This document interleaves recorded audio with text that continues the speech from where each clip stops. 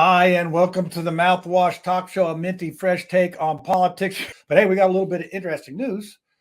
For those that watch us on Channel 40 at 9:30 on Mondays, the following Monday. So this show tonight that's live on Facebook, YouTube, and Twitter will be edited down to 30 minutes and we'll go on to Channel 40. And usually that is 9:30 on Mondays.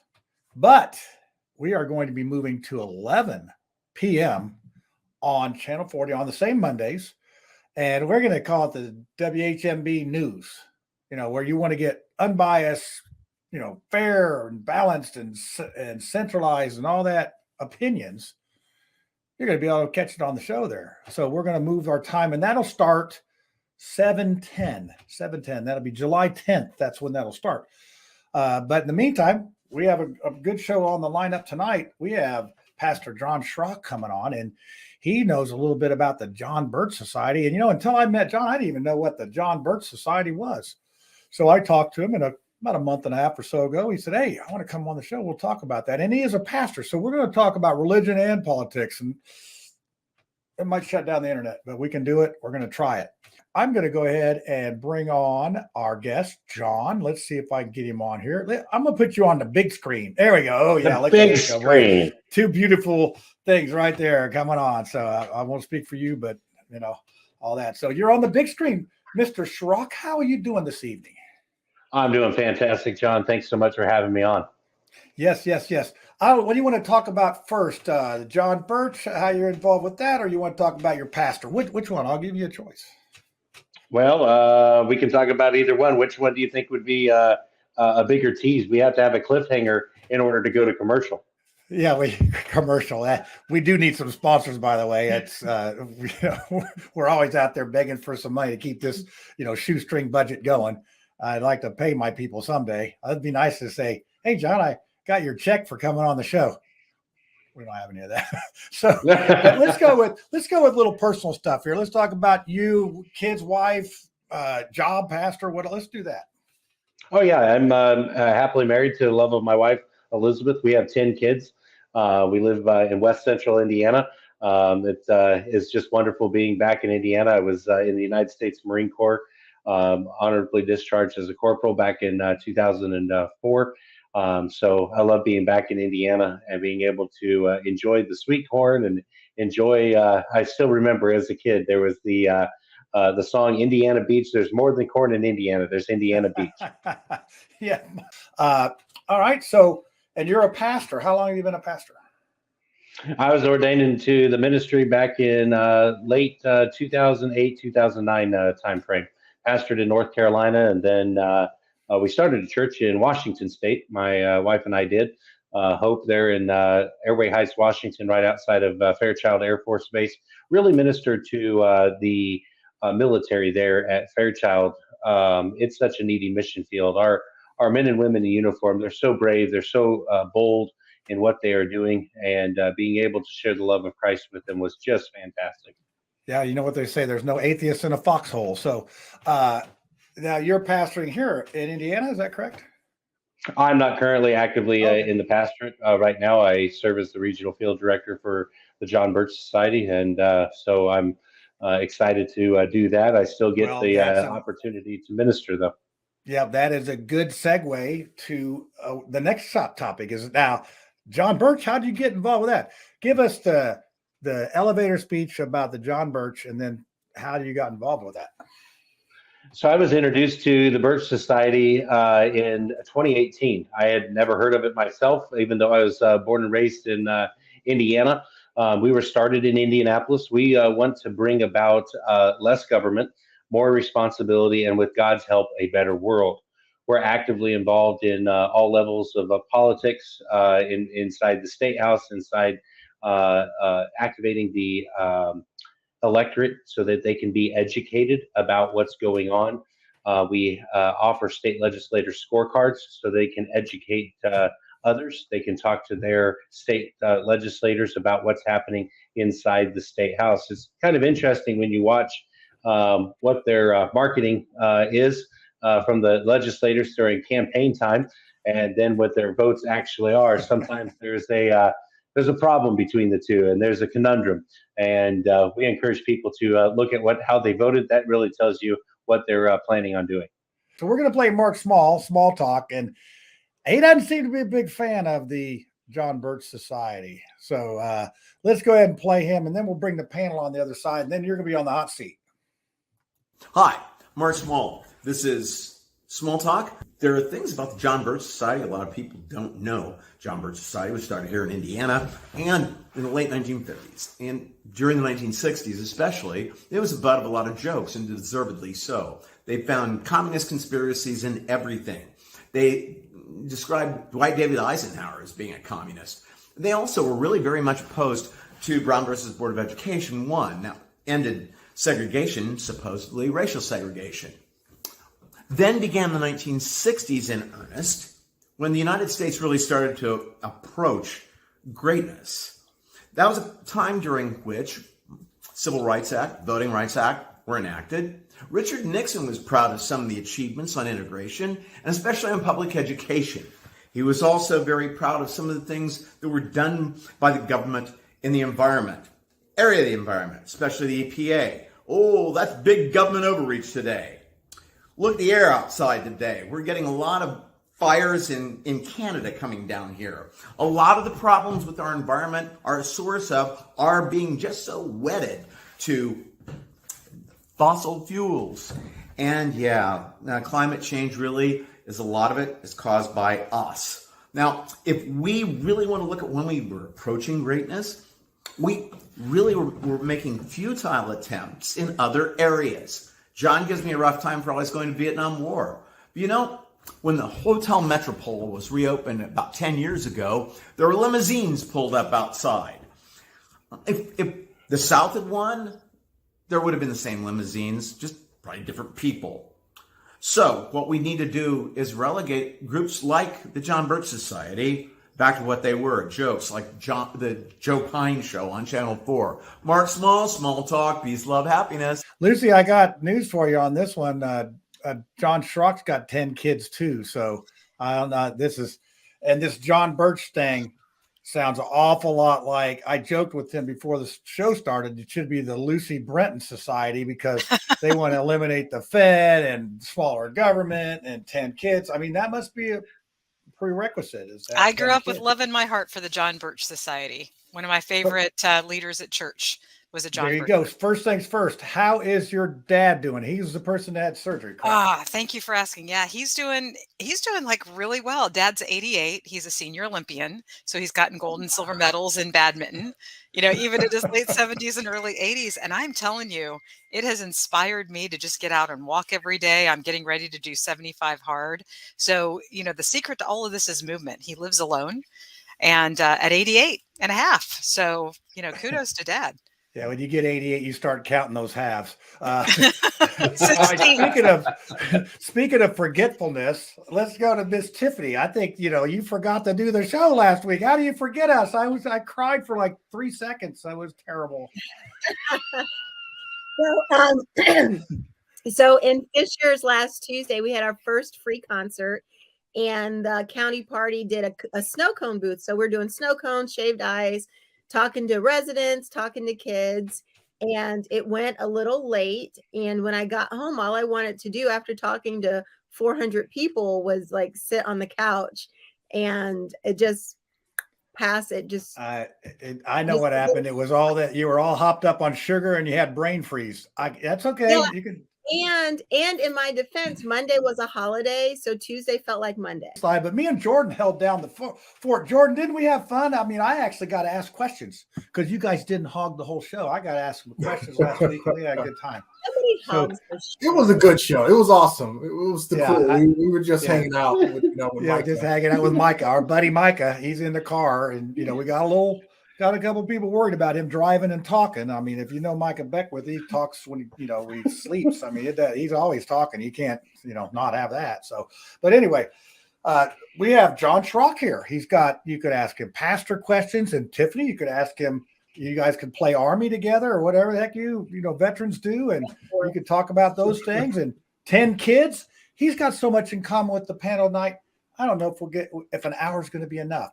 So let's go ahead. I'm going to start with Lucky Lucy because she was not here last week and she's got 10 kids. So you can, and you two are already kindred spirits. So go ahead, Lucy. I think this is somebody you will not give a hard time to tonight. Yeah. Well, Mark Small always plays the foil. So, and he and I tend to disagree a lot. So, Jon, I'm sure that you get a lot of criticism about your work with the John Birch Society. What's the thing that is like the most common objection or misconception that people have about you and the John Birch Society? And what do you tell them about it? Oh, we constantly hear all sorts of rhetoric that comes out there. It's the slight against the John Birch Society that we're a racist organization because we stand up for rights for everybody. We fight for the preborn. We fight for everybody so that they can have equal rights. It holds no water.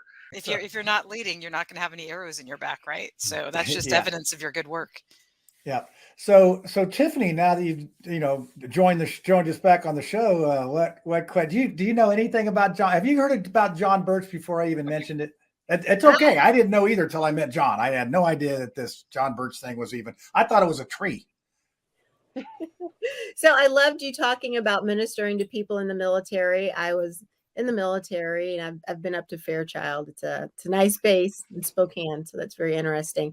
So how did you get involved with the Birch Society? Did I miss that? So I was introduced when I was out in Washington to the Birch Society. I was talking to a person that had my position that I have now, a similar position. They were on the West Coast. I'm in Indiana. But we were chatting and I kind of, I knew that he was taking me out to dinner in order to recruit me, if you will, to sign up for being a member. And I said, I'm looking, I don't like organizations that don't get anything done. I've publicly spoken at a lot of events. People like for me to come and speak, to be able to encourage people to get involved in their community and their government. And so I told him I'm looking for an organization that will get us out of the UN, an organization that will stop the federalization of police, an organization that doesn't like the Federal Reserve, that understands that it's anything but federal and it's anything but a bank. I'm looking for a place that doesn't want a constitutional convention. And he gets this big smile on his face and he says, "Have you researched us?" And I said, "I just know the name of it." And he showed me the website. You can go to jbs.org. You can see the same website that I saw. And I said, this is an organization that's getting stuff done. Then I started reading our back literature. We've been talking about the problems that we are facing here today. We've been talking about election integrity since 1976. We're the original election integrity group in the nation, talking about the fact that we have problems in our voting. You could drive Mack trucks through some of these laws that they have on the books inside of the states of Indiana. Jordan, what I see you're taking notes there, working on something else. I don't know, but no, taking notes. What do you have to? What do you got on your mind here? Well, JPS is a really interesting company. It's been around, organization, I'd say. It's been around for a while. And it seems to have had its opinions and also has authored some movements throughout American history and politics. I'm more interested in their anti-communist part, also with the civil rights movement, not so much against what the mainstream media says about it, where they were opposition against it, but more the lines of why they would think that it was it was being influenced by communism. And so I'm really interested to see what kind of gave birth to some type of ideological beliefs of that nature, but also too knowing that far-right conservative groups throughout the country for decades have been a part of JBS, but it seems to be in their history, there kind of have been a moment where even some conservatives kind of saw different viewpoints from you. So I guess to answer all of my cumulative questions that I'll have tonight for you, I'll start off with, compared to your organization and the Heritage Foundation, we know the history of the Heritage Foundation and what they do and for Americans. How would you say you guys are compared to them with your grassroots movements, and also too with how you guys activate your grassroots movements as well? So educating people is of utmost importance. I always use 3 E's when I talk to people. I talk about education. If you don't know what a problem is, how in the world are you going to know how to respond to it? So education is paramount. I remember when I was a volunteer firefighter over in Illinois, I finally got my pager and I was so excited. I didn't listen to the pager when it went off. I got so excited the first time that it went off and I didn't know how to respond. And I had to go and eat my pride and ask the next firefighter that got to the fire station, what was the page about? Are we going to a fire? Are we going to a wreck? Are we going to what? And so I needed educated. Where was I headed? We have to educate people about the problem. And that's what we do at the Birch Society. We identify the problem. But then educated people are naturally empowered people. If you know what the problem is, you are then empowered in order to go about and fixing the problem. And once that they are educated and empowered, they will naturally become engaged. They know what the problem is. They feel empowered because they've identified the problem. And then thirdly, they are an engaged people. You mentioned about far-right organizations. I think it's kind of a misnomer to many times that we use the term far-right, far-left in it. Many would say the Jon Birch Society is a far-right organization. Well, it depends on how you have a scale of that, because actually on the far right, you would have anarchy, and that would not be something that we would be pushing forward is anarchy. That's on the far right. What we would be pushing for is a limited government. And there are many that would, and I'm not putting this on you, but there are many that would malign people that are looking for a limited government. They want an expanded government. And that's what we find in a totalitarian move. Very good. Very good. Yeah, that's that education. We seem to hit on that. I think the Mouthwash show is becoming an educational show. We want to, get down in the weeds and educate people. But, at times when our viewers have a good question, I like to put it up there. So this is from Adam Harvey. He's not only a viewer, but he's one of the show consultants at the Indiana level. What has JBS focused on in the last year? What's been your projects? Well, we've been involved in election integrity, getting understanding what's happening in Indiana. What are loopholes inside of the state law? We talked about earlier. Lucy brought up about how people malign us. Many people tried to say that we were just trying to bring Trump back into office. We got ticked off because Trump didn't get in office. That's not what we're trying to do. We're trying to bring about election integrity, honesty, that your vote counts. You shouldn't have fractionalized voting. My vote should not count for 1.5 and somebody's for 0.5. It should be one person, one vote. That's what our Constitution states. So we've been working on election integrity. We've also been working in educating people about what's happening in the schools. It is a 5-alarm dumpster fire, what is happening inside of our schools. We have hypersexualization of children. We are teaching children that critical race theory is a good thing. We are creating a divide. We are saying that there are those that are born oppressed. There are those that are born oppressors. And that's not what truly that it is. We all aren't born an oppressor because of a skin color. We are born children of God, and we need to understand that. So we've been working on educating people on that, activating the grassroots in order to get down to the State House. One of the times I remember, John, I saw you there. We're holding a state house event, getting people down to the State House, and we had over 100 people there talking to their legislators about hypersexualization of children, pornographies in school, pornography in libraries, in order to be able to get the bill moved out of the Senate. And we've done a little bit. We've made a little bit of movement there, but it's not 100% at all. But it is movement. So that is interesting. Yeah, I did see that. That was when Jacques Boyens was down there talking about sex trafficking. We do have the Sound of Freedom movie coming out with Jim Caviezel. I think sounds like it's going to make an impact and maybe get some of this stuff out to the forefront, but it's definitely a issue that folks don't really want to talk about. So Lucy, I know you got some more questions. I want to hear it because this, you could be considered far right with your anarchist theory. Maybe you won't fit into this John Brenton society. Birch society Exactly. You're not going to be a perfect fit. So, Well, first of all, let's talk about what is anarchy. An meaning without, arch meaning a ruler. Anarchy is simply, for me, not believing that I believe that that I'm my own sovereign individual, that no one rules over me. The only person that I believe has any authority over my life is Almighty God, my Creator, and the rest of y'all can go take a long walk off a short pier. even me. Yes, even you, and especially the government. So you talk about anarchy, and a lot of people think that anarchy means chaos, and it doesn't. It simply means without a ruler. There are many sane people that can live in community or by themselves without a ruler over them.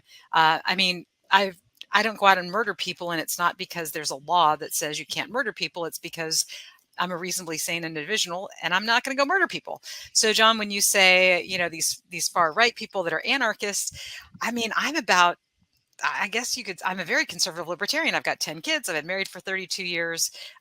So, I look at the anarchy not from that lens of being right or left. So my question for you is on that spectrum, there seems to be a lot of, Venn diagram overlap between libertarians and the JBS. So when you look at traditional libertarian beliefs versus JBS, where do you see the divergence? I'm not strongly familiar with all of the libertarian beliefs. I don't have those memorized, so I wouldn't be able to speak clearly on that.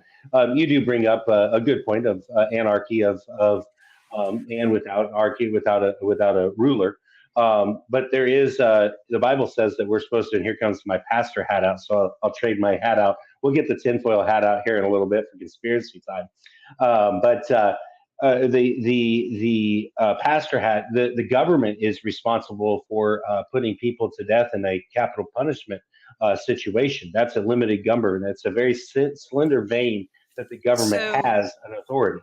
So I'm going to stop you right there, because a lot of my friends that are Christians will come up and they'll say, rend under Caesar. I say, well, Caesar is dead.